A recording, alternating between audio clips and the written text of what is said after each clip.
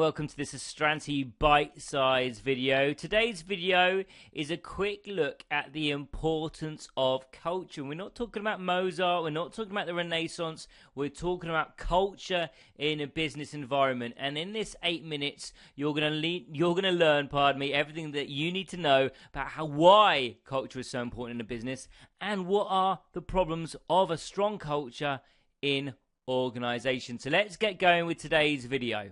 And we're going to begin this section with a definition of culture, which I think I'll read through it for you. Culture is the name for what people are interested in, their thoughts, their models, the books they read, and the speeches they hear. Their table talk, gossip, controversies, historical sense, and scientific training, the values they appreciate, the quality of life they admire. All communities have a culture. It is the climate of their civilization. And that was written by Walter Lippmann.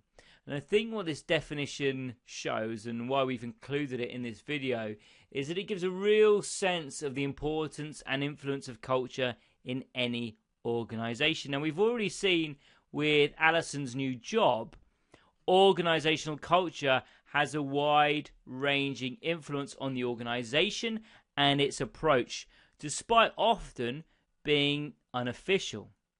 So let's have a look and see what these influences can include. Because remember, what we're looking at in this section is the impact of culture on organizations. So the first of these influences is action orientated. So basically what we're talking about here is taking new opportunities, or for employees being task focused. The next impact of culture on an organization is centralization or decentralization, So the culture might state whether decisions are expected to be made only at the top of the organization, which would of course be centralization, or if they can be passed down through the organizational structure, decentralization. Culture can also affect or influence the treatment of staff, or the management style, or the customer, product, production, or sales orientation, or the level of innovation in the organization, or future strategies, such as does the organization have an attitude that welcomes expansion, or perhaps it influences the approach of staff. Are they hardworking? Are they motivated? Or do they leave early on Fridays? Or the approach, does the organization value quality, or does it value efficiency?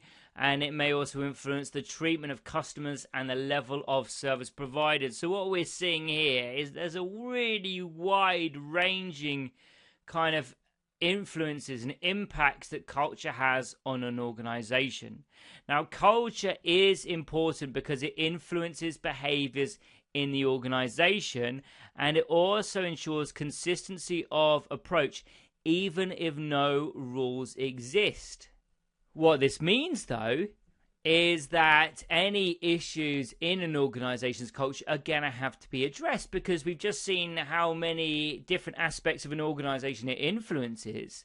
And the fact there are no rules means that if there are problems, obviously an organization has to address them, otherwise it could cause problems for the organization. And remember, and so it's vital that if there are any issues in an organization's culture, it has to be addressed. But we've just seen how many aspects of an organization culture influences. So, of course, if there are problems, then the organization will have to address them. So how does an organization address any issues in its culture? Well, they can do it through a variety of measures, such as change management programs, ethical programs, quality management, HR programs, for example, to improve staff motivation or efficiency, or changes in business strategy.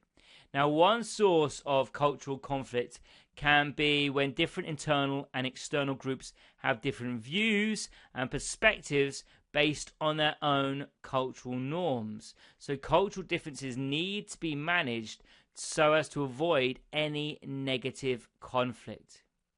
Now, making sure that the company's culture is consistent with the organization's future direction is also critical to strategic success. Because, of course, if the company's future strategy has a focus on expansion, say, yet the company's culture just isn't set up to enable or influence that expansion, then obviously it could ruin that organization's chance at achieving its strategic aims.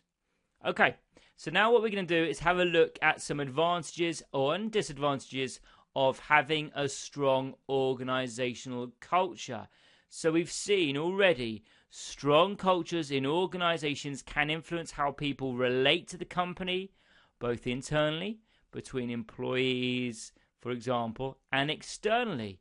So different reactions from stakeholders such as customers and suppliers. So what we're going to look at now is how a strongly held culture can have both positive and negative impacts on a company.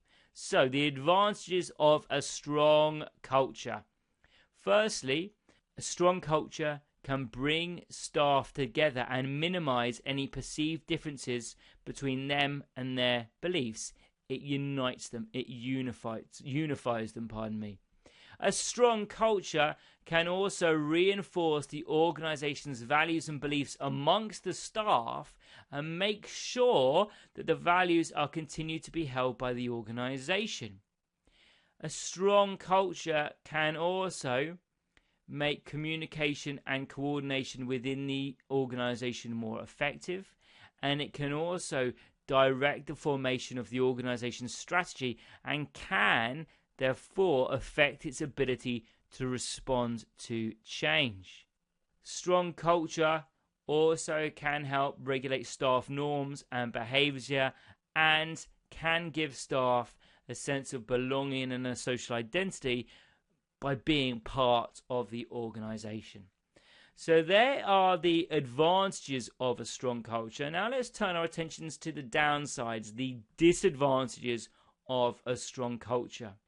Now, strong culture can cause conflicts between different cultures interacting and clashing. So let's imagine, for example, that one organization acquires another and both organizations have totally different cultures. Well, that can then cause difficulties for the acquisition and how that organization can then move forward. A strong culture can also blind the organization and its staff to any outside changes and therefore negatively affect the organization's ability to adapt. It can also promote and reinforce negative values or behaviors in the workforce. So let's imagine, for example, with our Allison example again. Well, let's imagine that the organization, or the department in the organization, decided to leave at lunchtime on a Friday. And everyone felt that they could do that because everyone was taking part. Well, there we go. That culture, that strong culture where no one wants to stand out, so they all act in the same way, can promote negative values. A strong culture can also be difficult to change or update. So let's imagine, for example, that an organization has a new strategy, but the old strategy and the old culture worked really well. Well, the organization might have to change the culture to help support this new strategy. And if it's strong, that can be very difficult to do. And it also can be very harmful to have a culture that isn't in line with the organization's environment. So let's imagine, for example, that we've got a creative and innovative company culture, but it's in an industry that requires repetition and uniformity. So there we go. There's advantages and disadvantages of a strong culture and how issues with culture can be addressed. Let's zoom back to the main board now, and we can see that our third topic is the levels of culture.